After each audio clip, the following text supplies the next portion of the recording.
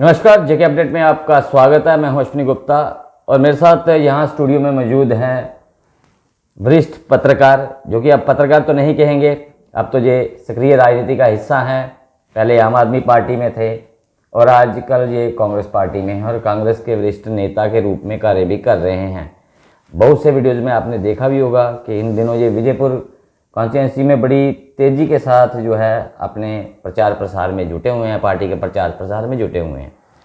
आज इनके साथ बातचीत करने का मौका मिला है, तो जो करंट विषय हैं उन्हीं पर बात करेंगे। सबसे पहले तो इनका स्वागत है जेके अपडेट में। जगदीप जी, सबसे पहले एक सवाल जो कि रह रहकर आज सबके मन में उठ रहा है, पूरे देश में राम मंदिर को लेकर चर्चा है, रामलला की स्थापना होने जा रही है 22 तारीख को, लेकिन इतने बड़े इस कार्यक्रम का हिस्सा कांग्रेस पार्टी नहीं बनना चाहती है। जैसा कि आज बयान आया है कांग्रेस अध्यक्षा सोनिया गांधी, माफ़ कीजिएगा, कांग्रेस पार्टी से सोनिया गांधी और साथ में जो अध्यक्ष हैं खड़गे जी और अधीर रंजन, इन सब ने कहा है कि वो नहीं आएंगे, इस कार्यक्रम में नहीं आएंगे, न्योते को ठुकराया गया है। तो क्या वजह, क्या कारण है? क्या कांग्रेस पार्टी राम जी से नाराज हैं? क्यों नहीं जाना चाह रही? अश्विनी जी, आपका आभार और आपके तमाम दर्शकों का हार्दिक अभिनंदन। देखिए, भगवान श्री रामचंद्र जी के जीवन पर या इन दिनों मौजूदा समय में राम मंदिर को लेकर जिस तरीके का सियासी ताना बाना बड़ी साफ गोई के साथ भारतीय जनता पार्टी ने बुना है, और एक प्रयास ये हो रहा है कि भगवान श्री रामचंद्र जी के नाम को आधार बनाकर जो सियासत की हांडी में स्वार्थ की जो रोटियां हैं उनको तपाया जाए। तो इस पूरे मामले पे मुझे लगता है अश्विनी जी, मुझे बात करूं तो बहुत बड़ा बृहद और विस्तृत विषय हो जाएगा। मैं मुख्तसर शब्दों में आपको कुछ एक अहम तरीन चंद बिंदुओं पर बात करना चाहूँगा। सबसे पहली बात तो कि जो मेन स्ट्रीम मीडिया है, जिसे हम गोदी मीडिया के नाम से ज़्यादा बेहतर जानते हैं, चरण चुंबक मीडिया जिसे कहते हैं, आपने देखा होगा उस पर भारतीय जनता पार्टी के तमाम प्रवक्ता, तमाम नेता बार बार ये कह रहे हैं कि जी कांग्रेस तो वो पार्टी है जिसने भगवान श्री रामचंद्र जी के वजूद को ही, भौतिक वजूद को ही कोर्ट में चैलेंज कर दिया था।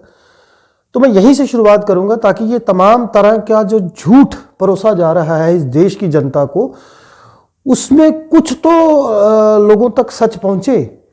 तो सबसे पहली बात, डीएमके के एक नेता थे टीएल बालू, जिन्होंने कोर्ट में ये एफिडेविट दिया था, ना कि कांग्रेस ने। पहली तो ये बात, मरकज में कांग्रेस थी, तो जब कांग्रेस को ये इस संदर्भ में जानकारी मिली तो तुरंत बाद जो है इससे वापस ले लिया गया। तो कांग्रेस के ऊपर जिम्मेदारी थोपनी, क्योंकि डीएमके का ये नाम नहीं ले रहे। अब आपने सवाल पूछा, देखिए मैं आपको बड़ा स्पष्ट शब्दों में आज कुछ चीज़ें बताना चाहता हूँ। भगवान श्री रामचंद्र सबके आराध्य हैं, मर्यादा पुरुषोत्तम उनको कहा जाता है। सनातन धर्म में रामचंद्र जी का जीवन, मतलब कोई भी व्यक्ति पूरी दुनिया में आज भी अगर आप रामलीला कहीं देखें तो वो आपके लिए एक प्रेरणा स्रोत बनते हैं। उन्होंने बताया कि धर्म और मर्यादा की रक्षा कैसे होती है। आज उन्हीं के नाम पर सारी मर्यादाएं तोड़ी जा रही हैं। पहला सवाल आपका था यहाँ पे कि कांग्रेस के वरिष्ठ नेता, जिसमें आपने सोनिया गांधी जी का नाम लिया, मल्लिकार्जुन खड़गे साहब का नाम लिया, अधीर रंजन जी का नाम लिया, तो आपको सुनना होगा या समझना पड़ेगा हमारे एक आम आदमी को कि उन्होंने प्रत्युत्तर में क्या कहा है। उन्होंने ससम्मान सादर इस निमंत्रण को इस वजह से ठुकराया, जो रीजन इसके पीछे दिया गया उसमें बड़ा साफ, बड़ी बेबाकी से ये कहा गया कि ये एक भारतीय जनता पार्टी की राजनीतिक परियोजना है। दूसरी सबसे अहम तरीन बात जो कही गई है वो सच भी है, वो बहुत बड़ा सच है जो हमें समझना होगा। अभी तक भगवान श्री रामचंद्र जी के मंदिर का संपूर्ण निर्माण नहीं हुआ। इस देश के शंकराचार्य, जिनको लोग बड़े आदर से देखते हैं और आदि शंकराचार्य के समय से देखते चले आ रहे हैं, उन्होंने भी ये बड़ा स्पष्ट कहा है कि तब तक किसी भी मंदिर में किसी भी भगवान की मूर्ति की प्राण प्रतिष्ठा नहीं हो सकती जब तक वो मंदिर पूरी तरह से निर्मित ना हो। अब वजह क्या है वो सारी दुनिया जानती है, पूरा विश्व जानता है कि भारत में लोकसभा चुनाव होने जा रहे हैं, तो उससे पहले आनन फानन में ये सिर्फ इसलिए किया जा रहा है ताकि उसका सियासी फायदा उठाया जा सके। अब दो तीन चीजें और यहां समझने वाली हैं।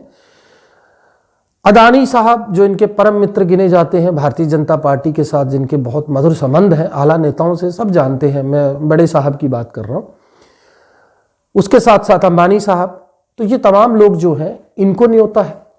अब आप इसे समझिए, पहली तो बात कि भगवान श्री रामचंद्र जी का अयोध्या में जो मंदिर बन रहा है, ये फैसला इस देश के सर्वोच्च न्यायालय का है, ना कि भारतीय जनता पार्टी का।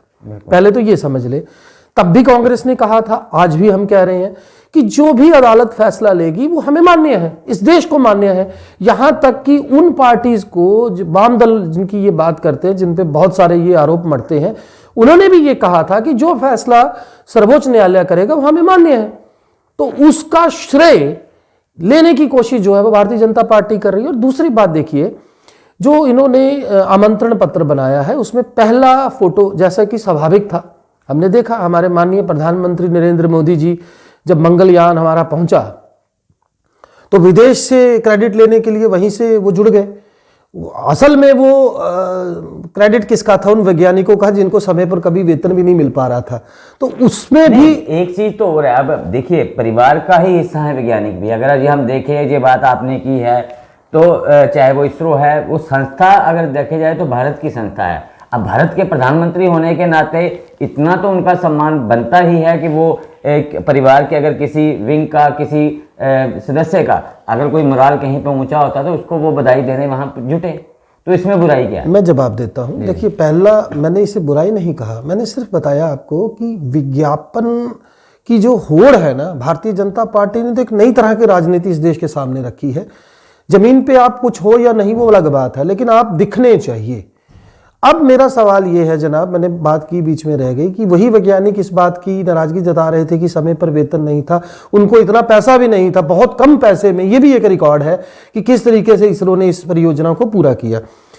अब चलिए इसको आप एक तरफ रखिए। इस देश की संसद का जब शिलान्यास हुआ या जब उसको उद्घाटित किया गया, तो क्या वहां पर इस देश के सर्वोच्च पद पर बैठी महिला, हमारी महामहिम राष्ट्रपति जी, उनका वहां पर आना नहीं बनता था?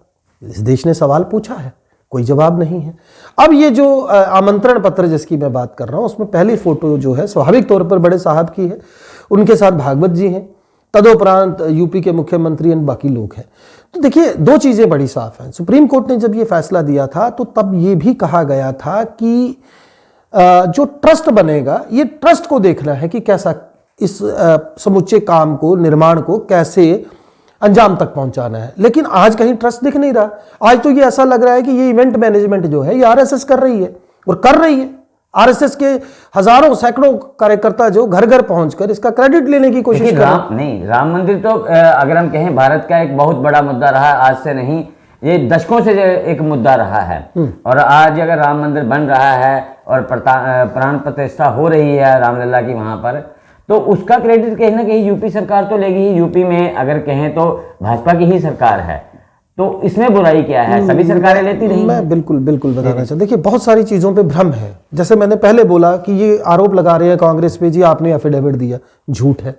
दूसरी एक बहुत बड़ी बात मैं आपको बता दूं, स्वर्गीय और भूतपूर्व प्रधानमंत्री राजीव गांधी जी ने सर्वप्रथम पहला पत्थर वहां रखा था, ये एक सच है। अब इस पर कोई बात नहीं करेगा। अब देखिए, जब सवाल आया, मेरा पॉइंट क्या है पहले उसे समझिए ना। आज इस मुल्क के 4 बड़े शंकराचार्य जो हैं वो कह रहे हैं कि भाई कुछ तो छोड़ दो हमारे लिए, कम से कम जो धर्म की बात है, धर्म से जुड़े किसी धार्मिक स्थान की बात है, वहां पर मतलब इससे बड़ी बात क्या है जब शंकराचार्य ये कह रहे हैं कि हम वहां ताली बजाने आएंगे। खबरों में आप देखिए साफ बताया जा रहा है कि सिंह द्वार से जो है प्रधानमंत्री जी का संबोधन होगा। तो देखिए, बात हमें दिक्कत भगवान श्री रामचंद्र के मंदिर या उनकी मंदिर निर्माण से किसी को कोई दिक्कत नहीं, कल भी नहीं थी। मैं आपको बता दूं, मैं उस वक्त की भी बात यहां कर दूं आज, जब लाल कृष्ण आडवाणी और मुरली मनोहर जोशी सरीखे नेता रथ यात्राएं निकालते थे, किसी को ऐतराज नहीं था। बाबर एक इंटरडर था, एक हमलावर मुगल शासक था जिसने इस देश को बहुत नुकसान पहुंचाया। ये सब जानते हैं, सब मानते हैं। और इस हक में कभी कोई मतलब इसकी खिलाफत कभी किसी ने की नहीं कि मंदिर ना बने। लेकिन मंदिर के नाम पर जो सियासत हो रही है, मंदिर को आधार बनाकर, देखिए धर्म और राजनीति में सीधी बात करूं, दो अलग अलग विषय है। धर्म एक बहुत व्यक्तिगत बात है। अब यहां पर ये जो इवेंट मैनेजमेंट करके, देखिए कुछ फिल्म स्टार्स को जहां मैं आपकी बात काटूंगा, आपने कहा कि किसी को आपत्ति नहीं थी मंदिर बनाने को लेकर, कांग्रेस को भी आपत्ति नहीं थी, लेकिन कांग्रेस ने कभी ये बात नहीं कही कि हम मंदिर का वहां निर्माण करेंगे। तब ये बात कही भी जा रही थी कि मंदिर वहीं बनाएंगे, तिथि नहीं बताएंगे, ऐसे नारे भी बहुत से गूंजते थे। लेकिन आज मंदिर बन रहा है, तो आज उसमें क्या दिक्कत आ रही है? देखिए, हाँ, मैं फिर से कहूँगा अश्विनी जी, किसी भी पूर्वाग्रह से ग्रसित होकर अगर हम बात करेंगे तो बात समझ में नहीं आएगी। मैं फिर से कह दूं, देखिए मैं चलिए एक नारा मैं बताता हूँ। अब ये नारा जो गली गली कुचे कुचे लगा रहे हैं, जो भगवान राम को लाए हम उनको लाएंगे, इनको लज्जा भी नहीं आती ये बात कहते? जो हम सब के आराध्य हैं, जिन्होंने इस पूरी सृष्टि का सृजन किया, उसको किस आदमी की ये जात औकात है कि वो भगवान श्री रामचंद्र को लेकर आए? जो सर्वव्यापी है, सार्वभौमिक है, उनको कोई व्यक्ति लेकर आएगा? बड़ी हद मंदिर की बात ये करनी चाहिए इनको, और वो भी सुप्रीम कोर्ट के फैसले के बाद ये निष्कर्ष निकला है और उसको सबने माना है। मेरा सिर्फ इतना कहना है कि इवेंट मैनेजमेंट के नाम पे ये बार बार सवाल करना, बार बार हिंदू मुस्लिम की जो सियासत है ना जनाब, ये इस मुल्क के लिए घातक है, क्योंकि ये मुल्क सबका है। अब आपने पूछा कांग्रेस का, जवाब सुनिएगा। कांग्रेस एक सेकुलर जमात रही है शुरू से, ये एक सच बात है। ये मुल्क भी सबका है। यहां पर जाति, धर्म, संप्रदाय, मजहब के नाम पर बात ना करके मुझे लगता है बेरोजगारी पर बात होनी चाहिए, महंगाई पर बात होनी चाहिए, कुपोषण पर बात होनी चाहिए, भ्रष्टाचार पर बात होनी चाहिए। ये वो तमाम बुनियादी और सामाजिक कमजोरियां हैं जिन्होंने हमारे समाज को, दीमक जैसे किसी लकड़ी को खोखला करती है, वैसे हमारे समाज को अंदर तक जो है बड़ा भीतर घात दिया है। तो हमें बजाय इस तरफ ध्यान देने के, हम बात करेंगे धर्म की, हम बात करेंगे, अच्छा फिर चलिए आप ठीक है, भगवान श्री रामचंद्र जी का मंदिर बन रहा है, हम सबको बहुत खुशी है, बड़ी अच्छी बात है, लेकिन आप उसे सिर्फ और सिर्फ एक इवेंट मैनेजमेंट बनाकर अपने सियासी मफाद के लिए क्यों इस्तेमाल कर रहे हैं? भगवान श्री राम के मंदिर को भी आपने अपनी सियासत, मैंने पहले बोला ये एक सियासी परियोजना है, उससे ज्यादा कुछ नहीं। अब जो इस मुल्क का पढ़ा लिखा आदमी है, जिसको थोड़ी बहुत समझ है, जो टीवी अखबार देखता है, वो जानता है इस बात को।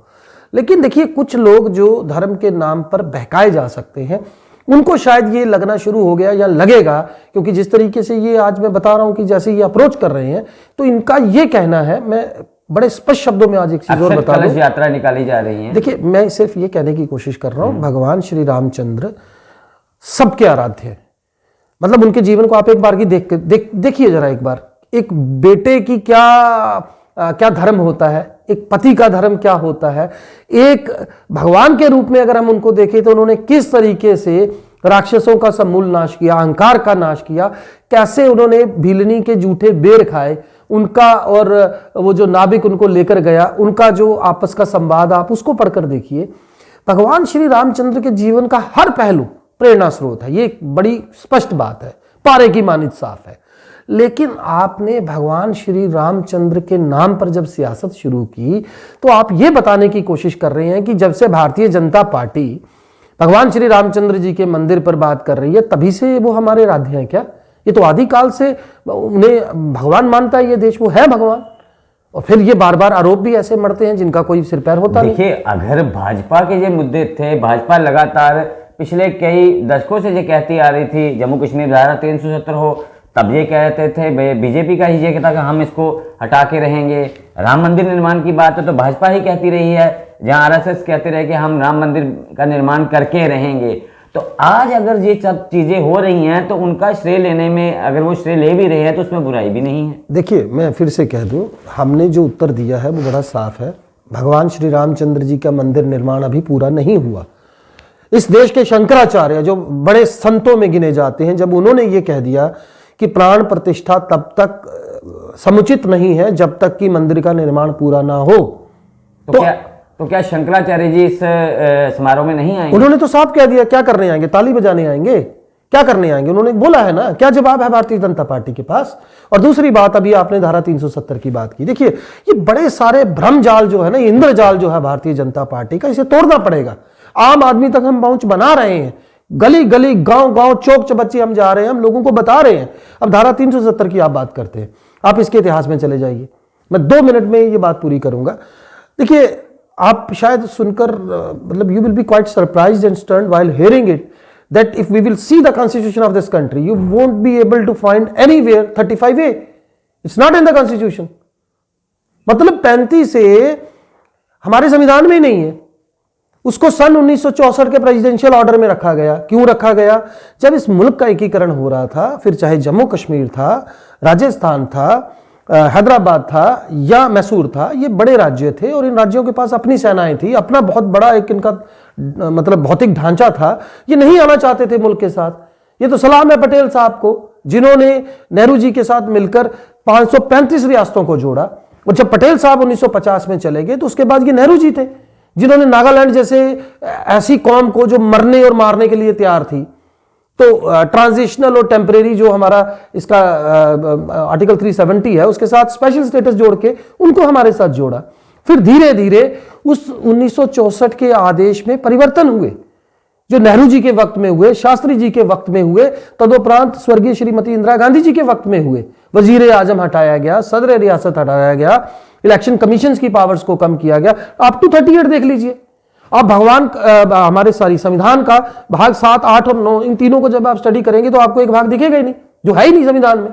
तो जब आप इन चीजों को देखते हैं तो समझ में आएगा कि वो बुनियाद कांग्रेस ने रखी है, नींव के पत्थर कांग्रेस ने जड़े हैं, तब जाकर ये तोड़ पाए हैं। मतलब कांग्रेस भी इसके पक्ष में थी। नो, आप समझ नहीं रहे।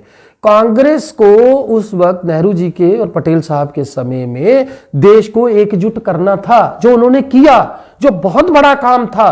और उस एकजुटता में आप देखिए प्रिवी पर्स का मामला आता है, केशवानंद भारती केस, मतलब हमारे संविधान को एक नया आकार जो है उसके बाद मिला, केशवानंद भारती केस के बाद मैं कहूंगा। तो वो मामला क्या है उसको समझिए ना आप। कहने का तात्पर्य यह है कि वो तमाम राज्य जो नहीं जुड़ना चाहते थे, हैदराबाद में क्या हुआ, रजाकारों ने 4 से 5 लाख निर्दोष लोगों की हत्या की। ये सच बात है। अब देखिए, तब भी AIIM बना, उसके बाद की ये बात है, आज की तो बात है नहीं। तो ये तब पटेल साहब ने वहां पर फौज भेजी। जब UN ने पूछा, उन्होंने कहा नहीं फौज नहीं भेजी, पुलिस भेजी है, ताकि वो चाहते थे कि ये कत्ल गारत ना हो। तो जब नेहरू जी को लगा कि भाई कहीं पर हमें कंप्रोमाइज करके किसी तरीके से जम्मू कश्मीर जो है वो भारत का आज अभिन्न अंग है, तो वो क्यों है, पाकिस्तान ने तो कोई कसर नहीं छोड़ी। तो जब आप इतिहास में जाओगे, लंबी कहानी, कभी ये कहते हैं जी 2 दिन 4 दिन युद्ध और चलता तो जनाब पाकिस्तान भी हमारा होता, इतना हिस्सा हमारा होता POJK का। जबकि सच्चाई ये है 1.5 साल युद्ध चला है जनाब, 1.5 साल के बाद UN में गए हैं। और ये वो मौका था जब हमारे पास अपनी फौज भी नहीं थी। फिरंगी जो आर्मी के जो कमांडर्स थे वो फिरंगी थे।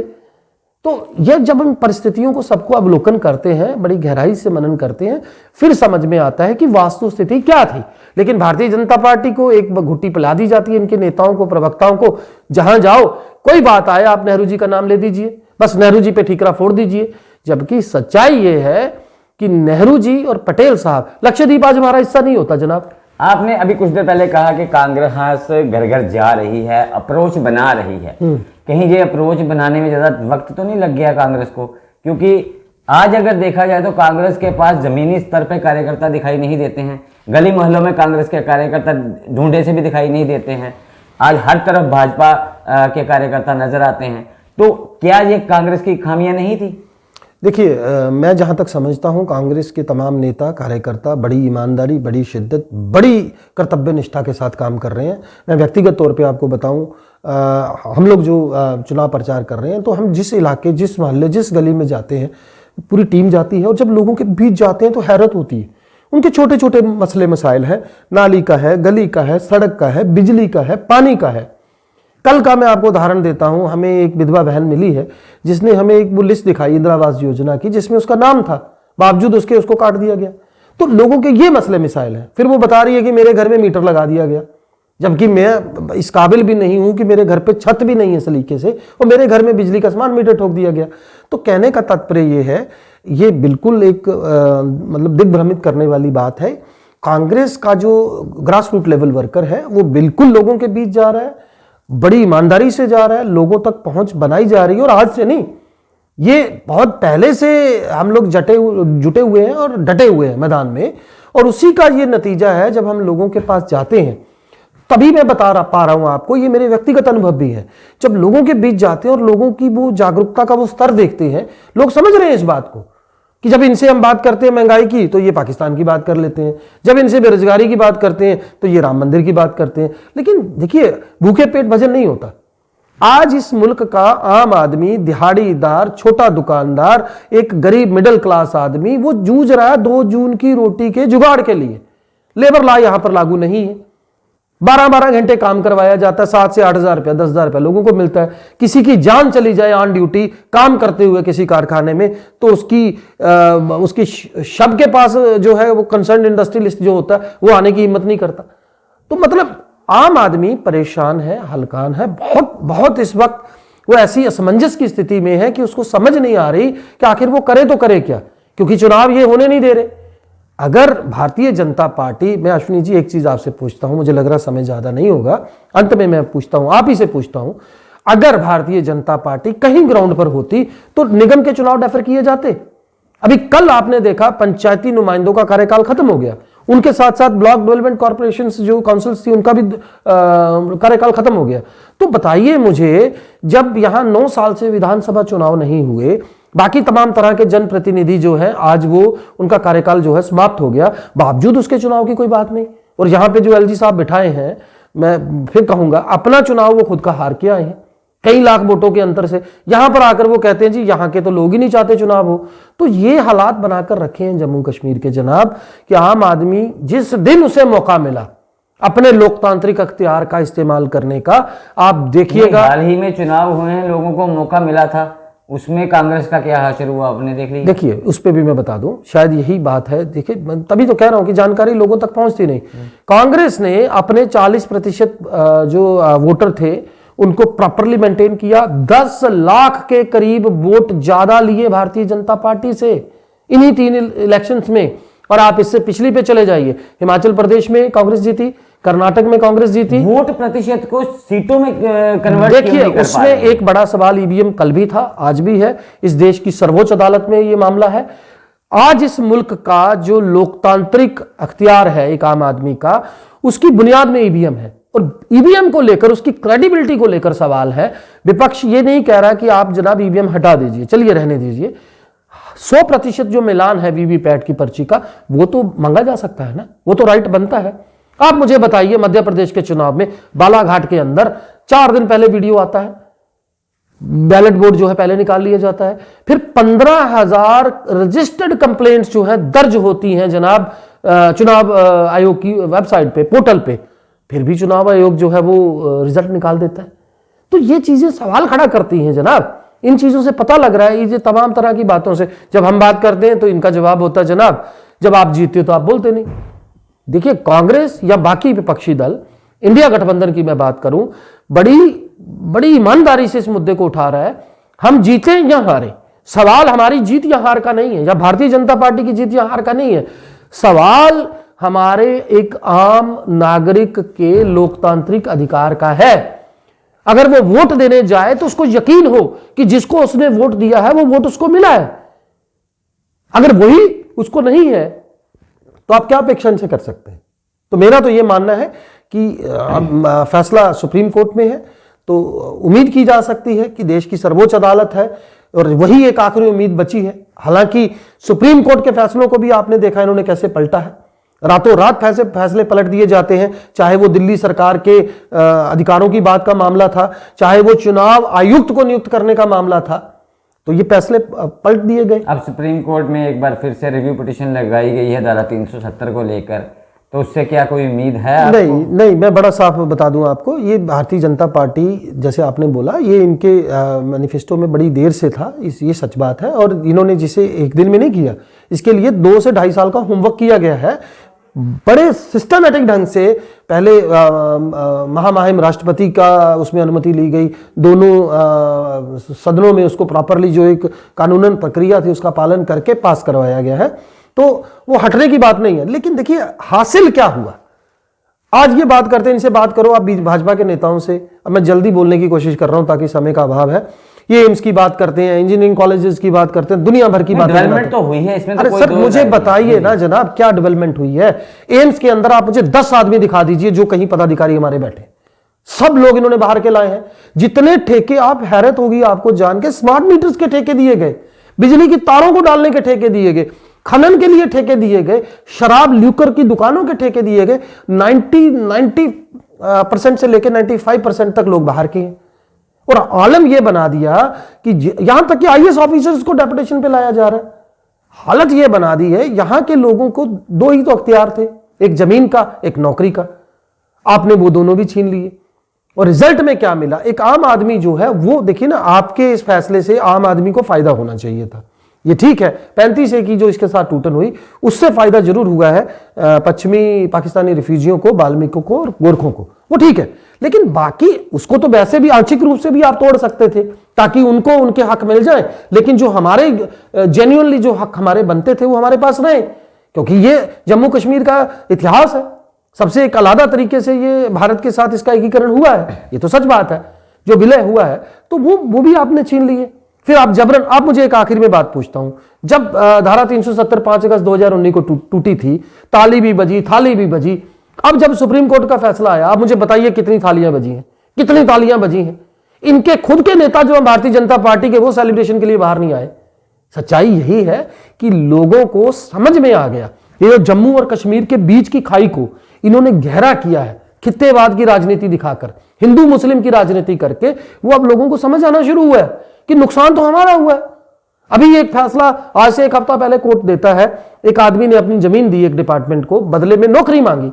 कोर्ट कहता है जी आपका तो अख्तियार ही नहीं उस जमीन पे, you won't have any right, even that land is quietly mutated and that guy has a mutation right on it, but even then court denied it while saying that you are not supposed to be the owner of this land. तो what the heck you are talking about? तो ये हालात बना दिए जनाब, आज यहां का आम आदमी परेशान है। हम इस मुल्क के रहने वाले बाशिंदे हैं, प्रवासी भारतीयों को भी अख्तियार है, लेकिन पहला हक हमारे लोगों का था जो उनसे छीन लिया गया है। 20 लाख से ज्यादा वोटर्स जो है, आपने सुना जब इन्होंने कहा जिन लोगों को ये नए उनका रजिस्ट्रेशन कर रहे हैं, वो कहां से आया इतना वोटर? भाई कुछ तो बताओ। आप इस स्टेट की डेमोग्राफी चेंज कर रहे हो, जियोग्राफिकल कंडीशंस को आप दरकिनार कर रहे हो, आप करना क्या चाहते हो? फिर आप कहते हो ताली भी बजाओ तो थाली भी बजाओ। तो अब लोग बजाएंगे थाली, देखिए कैसे बजाते हैं, एक बार चुनाव तो करवाएं, फिर पता लगेगा थाली कैसे बजती है और ताली कैसे बजती है। बाकी मैं उम्मीद करता हूं कि हमारे जो आम लोग हैं वो सच और झूठ के फर्क को समझे। ये जो इनका माया जाल है, जो इंद्रजाल इन्होंने डाला है, धर्म के नाम का पर्दा डालकर सनातन धर्म की बात करके, मैं एक अंत में एक चीज बोलना चाहूंगा अश्विनी जी आपके इस मंच से। भगवान श्री कृष्ण ने भागवत गीता में ये उनके मतलब श्लोक को यहां पे बोलना चाहूंगा, मया दक्षेण प्रकृते सुइते सचराचरम, परिवर्तन ही संसार का नियम है। और ये जो शाह साहब कहते हैं ना कि हम लोग 50 साल के लिए बैठे हैं, तो ये इनका अहंकार है। परिवर्तन होगा और इस देश का विपक्ष जो है बड़ी मजबूती से खड़ा है, और आप आने वाले दिनों में देखेंगे कितने बड़े स्तर का परिवर्तन जो है, आमूल चूल किस्म का परिवर्तन जो है इस देश की राजनीति में आपको देखने को मिलेगा। बहुत बहुत शुक्रिया जगदीप जी हमसे बात करने के लिए। तो ये थे जगदीप सिंह, कांग्रेस के वरिष्ठ नेता, जिन्होंने साफ तौर पर कहा है कि जो अगर कांग्रेस की तरफ से इस रामलला के समारोह में कोई नहीं जा रहा तो उसके पीछे सबसे बड़ी वजह यही है कि मंदिर का निर्माण अभी पूर्ण नहीं हुआ है, और अधूरे निर्माण वाले मंदिर में प्राण प्रतिष्ठा कतई सही नहीं है, जैसा कि इनका कहना है कि शंकराचार्य जी भी कह चुके हैं, और वो भी इस समारोह में इनके अनुसार शामिल नहीं होना चाह रहे हैं। तो अब देखना ये है कि इनका आरोप सही है कि इनका कहना है भाजपा इसे इवेंट मैनेजमेंट के रूप में बुना रही है, यानी कि भगवान राम के नाम को जो है बुनाया जा रहा है वोट बैंक की राजनीति के लिए। अब ये कितना सही है कमेंट में अपनी राय करके जरूर बताइएगा। तो मुझे अश्विनी गुप्ता को दे इजाजत, आप जुड़े रहें जेके अपडेट के साथ। जम्मू कश्मीर की खबरों के लिए जुड़े रहिए जेके अपडेट के साथ।